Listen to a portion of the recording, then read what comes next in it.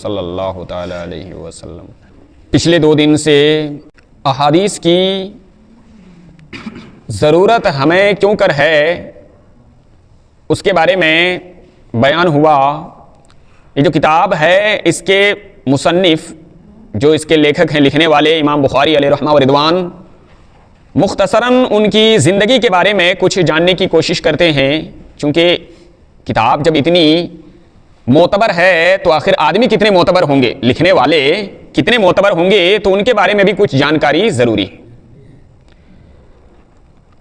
آپ کا نام ابو عبداللہ محمد بن اسماعیل بخاری علیہ رحمہ و رضوان ہے۔ امام بخاری اپنے پیش رو ائمہ کی آرزو، اساتذہ کا فخر اور معاصرین کے لیے سراپا رشک تھے۔ ان کے زمانے میں احمد بن حنبل، یحییٰ بن معین اور علی بن مدنی کا فن حدیث میں چرچا تھا، لیکن جب آسمان علم حدیث پر امام بخاری کا سورج طلوع ہوا تو تمام محدثین ستاروں کی طرح چھپتے چلے گئے تھے۔ آپ کے زمانے میں آپ سے پہلے بہت سے محدثین تھے، لیکن جب آپ اس میں دسترس حاصل کیے، مہارت حاصل کیے، تو ایسا لگنے لگا کہ سارے کے سارے لوگ چھپنے لگے، یعنی جب کوئی چیز نمایاں ہوتی ہے تو اس کے آس پاس والے کو ڈھانپ لیتی ہے۔ تو آپ کو اتنے آپ ماہر ہو گئے اس میں کہ جن کا سکہ چلتا تھا وہ بھی آپ کے سامنے چھپتے ہوئے نظر آنے لگے۔ چھپنے کا مطلب یہ ہے کہ یہ اور ان سے بھی بلند و بالا ہو گئے۔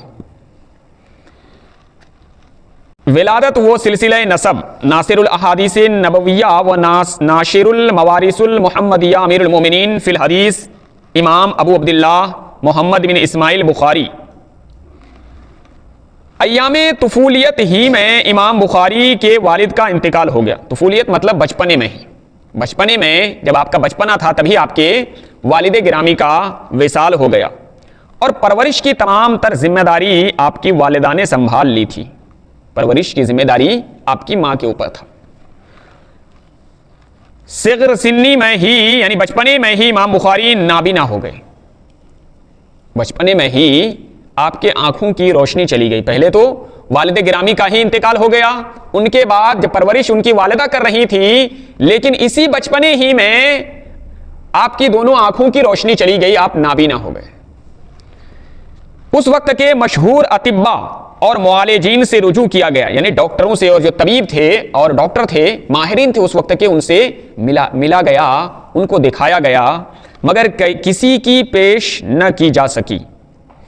آپ کی والدہ مطلب کسی کی دوا یا کسی کے علاج سے کچھ فرق نہیں پڑا، آرام نہیں ملا۔ آپ کی والدہ بڑی عابدہ اور زاہدہ تھی۔ آپ کی جو ماں تھی بہت ہی عابدہ زاہدہ تھی۔ انہوں نے رو رو کر اللہ تعالیٰ سے فریاد کی اور دامن پھیلا کر اپنے لختے جگر کے لیے بصارت مانگی، آنکھوں کی روشنی مانگی۔ بصارت مطلب آنکھوں کی روشنی مانگی۔ بالآخر دریائے رحمت جوش میں آیا، اور ایک رات انہیں خواب میں حضرت ابراہیم علیہ السلام کی زیارت ہوئی، اور آپ نے فرمایا کہ اللہ تعالیٰ نے تمہاری آہ و زاری اور دعاؤں کی کثرت کے سبب تمہارے بیٹے کی بصارت لوٹا دی ہے۔ تمہاری آہ و زاری جو تم کر رہی ہو، آہ و بکا کر رہی ہو اپنے بیٹے کی آنکھوں کے دوبارہ لوٹائے جانے کے لیے، وہ اللہ تبارک و تعالیٰ نے تمہاری آہ و بکا کو سن لی اور تمہارے بیٹے کی بصارت کو واپس کر دیا، بینائی واپس آ گئی، پھر آپ دنیا دیکھنے کے قابل ہو گئے۔ صبح جب امام بخاری بستر سے اٹھے تو ان کی آنکھیں روشن تھیں۔ سبحان اللہ۔ زمانۂ تعلیم، ابتدائی اور ضروری تعلیم حاصل کرنے کے بعد جب امام بخاری کی عمر 10 سال کو پہنچی تو اللہ تعالیٰ نے آپ کے دل میں علم حدیث کی تحصیل کا شوق پیدا کیا۔ یہ رب کی طرف سے ایک ودیعت تھی، اللہ تعالیٰ نے ان کے دل میں ڈالا کہ علم حدیث کی طرف آپ کا رجحان بڑھے۔ آپ نے بخارا کے درس حدیث میں داخلہ لے لیا۔ بخارا ایک جگہ کا نام ہے، اسی سے نسبت ہے بخاری شریف۔ علم حدیث کو آپ نے انتہائی کاوش اور محنت سے حاصل کیا، متن کو محفوظ رکھا اور سند کے ایک ایک راوی کو ضبط کیا۔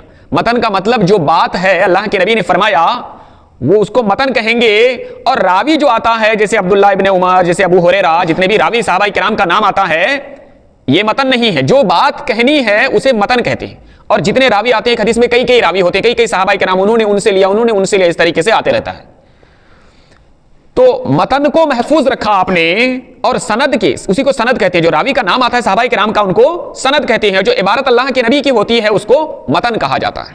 اور سند کے ایک ایک راوی کو ضبط کیا، حتیٰ کہ 1 سال بعد متن حدیث اور اس کی سند پر آپ کے عبور کا یہ عالم تھا کہ بسا اوقات اساتذہ بھی آپ سے اپنی تصحیح کرتے تھے، اتنے مطلب ذہین تھے، اور حدیث میں 1 سال کے اندر اتنا دسترس حاصل کر لیا کہ کبھی اساتذہ آپ کی طرف رجوع کیا کرتے تھے، اگر ایمرجنسی میں کتابیں نہ کھولنا ہو، پوچھنا ہو تو آپ سے پوچھ لیا کرتے تھے ہو بہو کون راوی کن کے بعد ہے، سند کو بھی اور متن کو بھی، سند حدیث اور متن کو صاف طور پہ بتا دیا کرتے تھے، اتنا قوت حافظہ آپ کا اسٹرانگ تھا، مضبوط تھا۔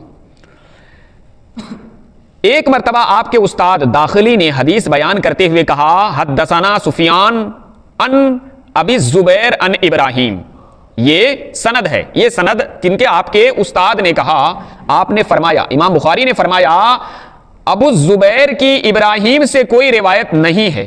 استاد نے ناراض ہو کر امام بخاری کو تحدید کی، آپ نے کہا مطلب ان کو، امام بخاری کو، جب امام بخاری نے اپنے استاد کے اوپر اعتراض کیا کہ یہ جو راوی کا آپ نام لے رہے ہیں یہ ابو الزبیر کی ابراہیم سے کوئی روایت ہے ہی نہیں، پھر یہ روایت آپ یہ سند کیسے بیان کر رہے ہیں؟ استاد نے ناراض ہو کر امام بخاری کو تحدید کی، یعنی مطلب ایک ناراضگی کا اظہار کیا۔ آپ نے کہا اگر آپ کے پاس اصل ہے تو اس میں دیکھ لیجئے، امام بخاری کہہ رہے ہیں اپنے استاد کو کہ آپ کے پاس اصل ہے تو انہیں آپ دیکھ لیں۔ استاد نے اصل کی طرف رجوع کیا اور کہا اچھا پھر بتلاؤ یہ روایت کس طرح ہے؟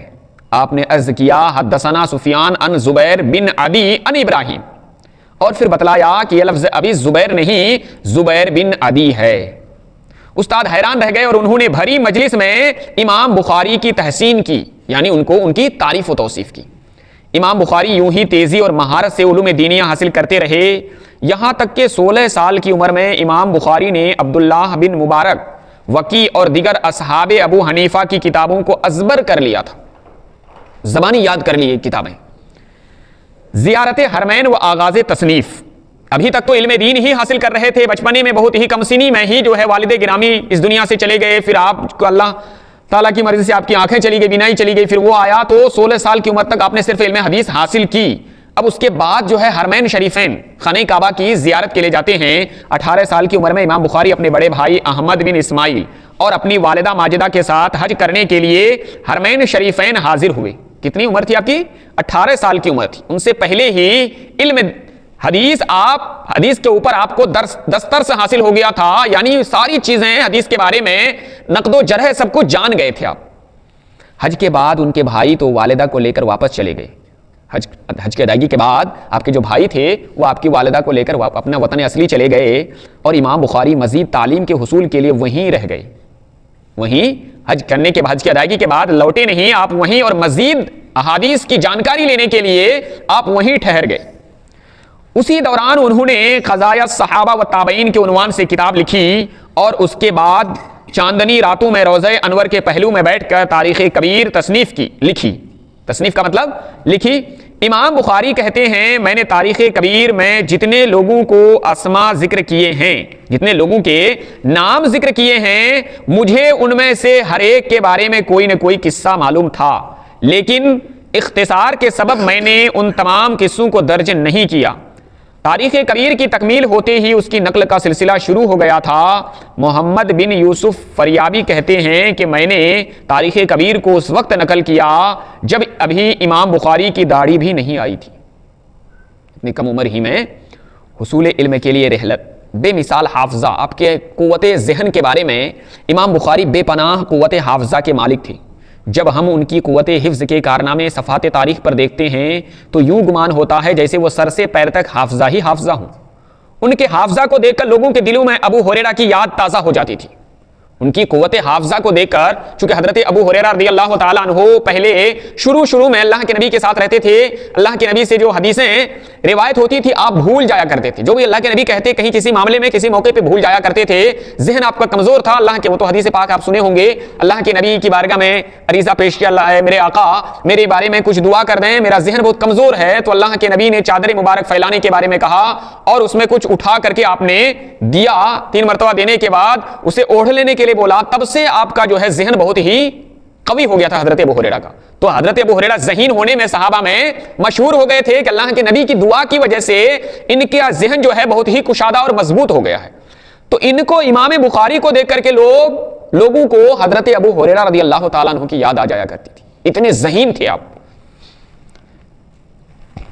حاشد بن اسماعیل بیان کرتے ہیں کہ امام بخاری لڑکپن میں ہمارے ساتھ حدیث کے سماع کے لیے مشائخ بصرہ کی خدمت میں حاضر ہوتے تھے. کون کہتے ہیں؟ حاشد بن اسماعیل بیان کرتے ہیں کہ امام بخاری لڑکپن میں ہمارے ساتھ حدیث کے سماع کے لیے، حدیث کو سننے کے لیے، لڑکپن میں حدیث کو سننے کے لیے مشائخ بصرہ کی خدمت میں حاضر ہوتے تھے. بصرہ میں جو بڑے بڑے مشائخ تھے، حدیث بیان کیا کرتے تھے، ان کی محفل میں سماعت کے لیے، سننے کے لیے جایا کرتے تھے. امام بخاری کے سوا ہم تمام ساتھی احادیث ضبط تحریر میں لے آتے تھے. وہ کہتے ہیں، حاشد بن اسماعیل کہتے ہیں کہ امام بخاری، اس میں کئی ساتھی تھے جو حدیثیں سنا کرتے تھے، امام بخاری کو چھوڑ کر جتنے بھی لوگ تھے سب کے سب ان کو تحریر میں یعنی لکھ لیا کرتے تھے. امام بخاری اسے لکھا نہیں کرتے تھے. کیا ہوا آگے چل کر کے ذرا سنیں آپ. امام بخاری کے سوا ہم تمام ساتھی احادیث ضبط تحریر میں لے آتے تھے یعنی لکھا کرتے تھے. 16 دن گزر جانے کے بعد 16 دن تک حدیث کو سماع کرتے رہے محفل میں، مشائخ بصرہ کی محفلوں میں بیٹھ کر 16 دن کی حدیثیں آپ کے سارے ساتھی اپنی کاپی میں نوٹ کیا کرتے تھے، لکھا کرتے تھے، لیکن آپ نے ایک بھی حدیث کو نہیں لکھا. 16 دن گزر جانے کے بعد ایک روز ہمیں خیال آیا. کون راوی؟ وہ کہتے ہیں حاشد بن اسماعیل جو آپ کے ساتھی ہیں، وہ کہتے ہیں 16 دن گزر جانے کے بعد ایک روز ہمیں خیال آیا اور ہم نے بخاری کو ملامت کی، یعنی ان کو برا بھلا کہا اور کہا کہ تم نے احادیث ضبط نہ کر کے اتنے دنوں کی محنت ضائع کر دی. 16 دن سے یہاں آئے ہوئے ہیں اور حدیثوں کو سن رہے ہیں، آپ نے ان میں سے ایک کو بھی قلم بند نہیں کیا، نہیں لکھا، تو 16 دن کی محنت کے اوپر آپ کا پانی پھر گیا. وہ کہہ رہے ہیں، حاشد بن اسماعیل کہہ رہے ہیں امام بخاری سے، ہم لوگ تو اپنی اپنی کاپیوں میں لکھ لیے ہیں، ضبط کر لیے ہیں، لیکن آپ کی 16 دن کی محنت جو ہے بیکار ہو گئی، کیونکہ آپ نے ایک بھی حدیثیں آج تک لکھی نہیں ہے 16 دن میں. آپ کو برا بھلا کہا، ملامت کی اور کہا کہ تم نے احادیث ضبط نہ کر کے اتنے دنوں کی محنت ضائع کر دی. امام بخاری نے ہم سے کہا، اچھا تم اپنے ضبط شدہ نوٹ لے آؤ. امام بخاری کہتے ہیں جس نوٹ بک میں تم لکھے ہو اپنے نوٹ بک لے کر کے آؤ.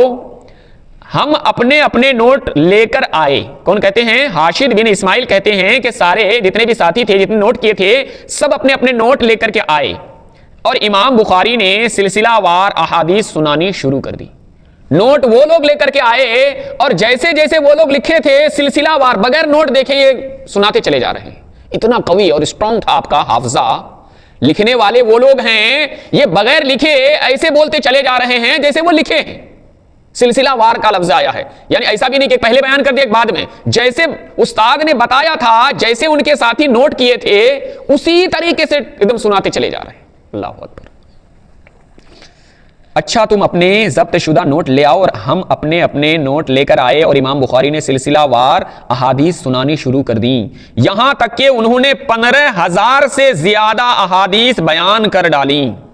15,000 سے زیادہ احادیث بیان کر ڈالی. اور یہ سن کر ہمیں یوں گمان ہوتا تھا کہ گویا یہ روایات ہمیں امام بخاری نے لکھوائی ہیں. انہیں یہ گمان ہو رہا تھا کیونکہ ہو بہو نوٹ کرنے والے جیسے نوٹ کیے تھے، کیونکہ نوٹ کرنے والے بھی تو نوٹ کیے تھے مشائخ کے بیان کے حساب سے، وہ نوٹ کر رہے تھے، یہ اپنے دماغ میں نوٹ کر رہے تھے. اور اس طریقے سے آپ نے بتا دیا کہ ان کے ساتھیوں کو گمان ہونے لگا کہ ہم نے یہ حدیثیں اپنے مشائخ سے نہیں، ایسا لگ رہا ہے کہ امام بخاری ہی سے نوٹ کی. گویا یہ روایات ہمیں امام بخاری نے لکھوائی ہیں. محمد بن اظہر بہستانی کہتے ہیں کہ میں امام بخاری کے ساتھ سلیمان بن حرب کی خدمت میں سماع حدیث کے لیے حاضر ہوتا تھا. میں احادیث لکھتا تھا، امام بخاری نہیں لکھتے تھے. کسی نے مجھ سے کہا بخاری احادیث کو نوٹ کیوں نہیں کرتے؟ میں نے کہا تم سے کوئی حدیث اگر لکھنے سے رہ جائے تو بخاری کے حافظہ سے لکھ لینا. وہ نہیں لکھا کرتے تھے تو ان سے جب کہا تو وہ کہا کہ وہ لکھتے نہیں ہیں، لیکن اگر تم کو لکھنے میں کہیں چوک ہو جائے تو تم ان سے ضرور پوچھ لینا. اتنا قوی تھا آپ کا حافظہ. محمد بن حاتم کہتے ہیں کہ ایک دن ہم فریابی کی مجلس میں بیٹھے ہوئے تھے کہ فریابی نے ایک حدیث کی سند بیان کرتے ہوئے کہا حدثنا سفیان عن ابی عروہ عن ابی الخطاب ان ابی حمزہ، اس سند میں سفیان کے علاوہ باقی تمام راویوں کی کنیت ذکر کی گئی تھی۔ فریابی نے ان راویوں کے اصل نام پوچھے، تمام مجلس پر سکتہ چھا گیا۔ کنیت بیان کی گئی، اصل نام نہیں بیان کیا گیا، تمام مجلس پر سکتہ چھا گیا، یعنی خاموشی چھا گئی، کوئی بتانے کے لیے آگے نہیں بڑھا اور کسی کو بھی ان کے ناموں کا پتہ نہ چل سکا۔ بالآخر سب کی نظریں امام بخاری کی طرف اٹھیں اور انہوں نے کہنا شروع کیا، ابو عروہ کا نام معمر بن راشد ہے، اور ابو الخطاب کا نام قتادہ بن دعامہ ہے، اور ابو حمزہ کا نام انس بن مالک ہے۔ جیسے ہی امام بخاری نے یہ اسماء بیان کیے، تمام حاضرین مجلس دم بخود رہ گئے کہ ان کے کنیت سے جو ہے کنیت بیان کی گئی ہے اور آپ کا اصل نام ہو بہو بیان کر دیا گیا۔ تو اللہ تبارک و تعالیٰ کی طرف سے ان کے اوپر جو ہے بہت بڑا کرم تھا، تبھی تو اتنے چمکے، اتنے حدیث کے ماہر بنے اور اتنا علم تھا، اتنا علم حاصل کیا۔ پھر آگے انشاءاللہ شارٹ میں اور بیان کیا جائے گا، پھر اس کے بعد حدیث کا آغاز ہوگا۔ اللہ تعالیٰ کی بارگاہ میں دعا ہے پروردگار عالم ہم سب کو قرآن و حدیث کے مطابق عمل کرنے کی توفیق عطا فرمائے۔